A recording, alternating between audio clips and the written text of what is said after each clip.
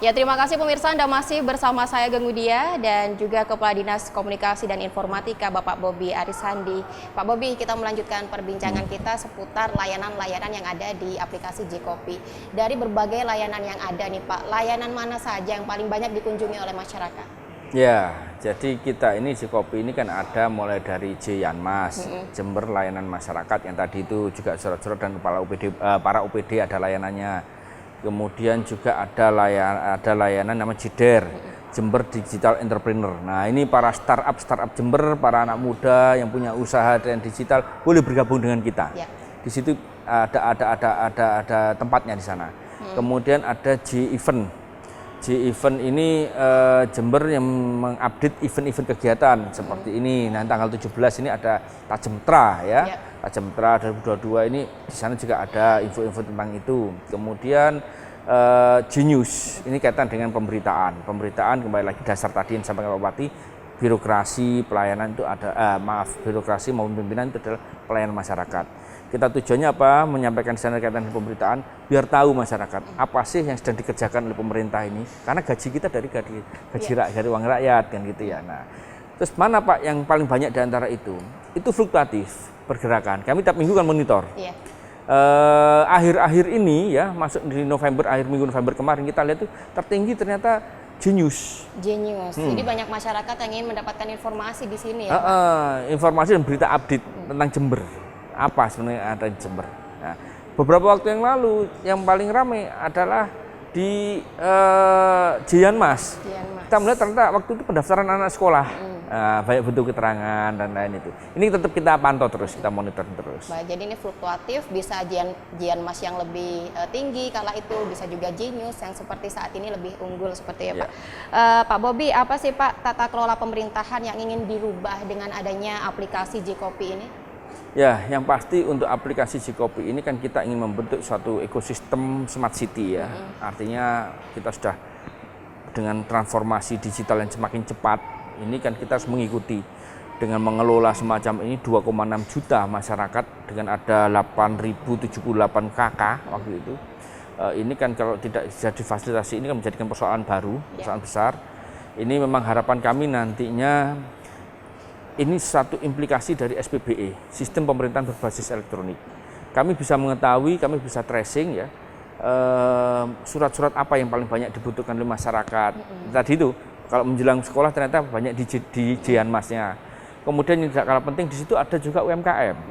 UMKM yang ada di dalam kami itu adalah database dari Diskopum, Dinas Koperasi dan UMKM. Banyak ini juga untuk masyarakat, untuk para pelaku UMKM ya, kami mengajak dan menghimbau. Kemarin banyak yang tanya juga kepada kami saat kami ada sosialisasi di salah satu hotel Jember, Pak bagaimana Pak untuk bisa masuk ke Jikopi ini? Nah, kalau kami ini hanya membuat alat, membuat rumah dan menjalankan sistemnya. Untuk database, data utama baik itu UMKM itu ada di Diskopum. Silakan daftar di Dinas Koperasi, nanti mereka masuk di situ otomatis sudah nggak daftar lagi ke kita akan muncul nanti di kami ketika tiap update. Baik. Jadi banyak sekali manfaat-manfaat jika masyarakat mengunduh aplikasi ini. Hanya dengan satu aplikasi sudah bisa mengakses seluruh informasi dan juga pelayanan di Kabupaten Jember. Itu tujuan kami, Mbak. Ya Pak Bobi, saat ini kita berada di Balai Serbaguna, tepatnya di belakang kita sedang ada pelayanan publik ini Pak. Jadi seperti apa sih Pak tujuan adanya pelayanan publik ini Pak? Iya, ini tidak lepas lagi tujuan kami adalah kami ada birokrasi ini yang menjadikan pelayanan masyarakat dan semangat dari Jember bahwa saya ingin membentuk suatu mall pelayanan publik. Sebenarnya ini dari teman-teman organisasi dan pelayanan terpadu ya, tapi karena ada kesibukan yang sama dan ini kita akan sampaikan sekaligus sosialisasi karena ini nempel di kantor kami ya. Ini kami sampaikan memang ini adalah uji coba layanan terbatas di mana ada 8 loket ya, 8 loket dari dinas yang nantinya akan dijadikan BSG ini, Balai Serbaguna ini yang ruangan dalam ini akan digunakan sebagai mall pelayanan publik, di mana ada semacam layanan terintegrasi, tidak hanya dari layanan Pemkab, bisa dari imigrasi, bisa dari kepolisian, bisa dari pengadilan, bisa dari Kemenak, itu nanti juga akan gabung dengan kita. Jadi ketika mau ngurusi satu misal mau daftar umroh gitu ya, dibutuhkan untuk keterangan apa, sudah ada di situ semua. Jadi keluar sudah dapat pendaftaran itu. Baik, dan ini masih uji coba ya Pak. Rencananya kapan ya Pak sudah akan launching MPP ini sendiri? Memang kalau untuk launchingnya masih bertahap, Mbak Ageng. Ini kan memang nanti rencana ada, kemarin kita dengan organisasi itu melihat sudah ada 34, kalau tidak salah 34 yang bergabung dengan kami, bergabung dengan kita. Ini rencana masih ada penataan secara fisik dulu di dalam. Ini akan ditata dulu fisiknya, kemudian ketika selesai, ini tetap sebagai istilah menunjukkan pada masyarakat yang dari Jember, yang dari ujung-ujung kalau mau ke Jember tidak perlu lagi ngurusin balik lagi ke sana. Mau ngurus apa di sini juga selesai, bisa selesai. Nah, nanti harapannya ini yang akan digunakan sebagai mall pelayanan publik untuk Jember. Ya, ini sementara ada 8 pelayanan ya, ya Pak. Nantinya akan ada 34. 34. Bisa lebih itu nanti, bisa lebih. Namun loket di kantor OPD sendiri masih tetap berjalan kan, Pak? Tetap. Jadi mall pelayanan publik itu sejatinya adalah pengembangan dari Dinas Pelayanan Terpadu Satu Pintu untuk pelayanan masyarakat itu sendiri, dijadikan satu tempat yang terlokalisir ada di sini. Ya, dan menarik sekali Pak, di belakang saya ini ada fasilitas yang sudah diberikan oleh pemerintah, namanya titik baca. Ini seperti apa nih Pak Bobi? Ya, ini titik baca ini merupakan satu fasilitas dari perubahan transformasi digital tadi itu ya. Ketika ada semacam pelayanan ini kan harus ada ruang tunggu ya. Ini juga ada playland untuk anak-anak, ada mandi bola. Enak mandinya nggak usah pakai handuk ini, nggak mandi bola ini. Terus kita sajikan juga untuk mungkin bapaknya atau ibunya biar nggak bosen ya. Ada juga buku, tapi ini adalah buku digital, perpustakaan digital ini. Jadi kalau di barcode, dibuka barcode-nya, titik baca itu akan tersedia macam-macam buku, ribuan buku. Ada berapa Pak? Ribuan buku silakan baca itu nanti di sana. Ini salah satu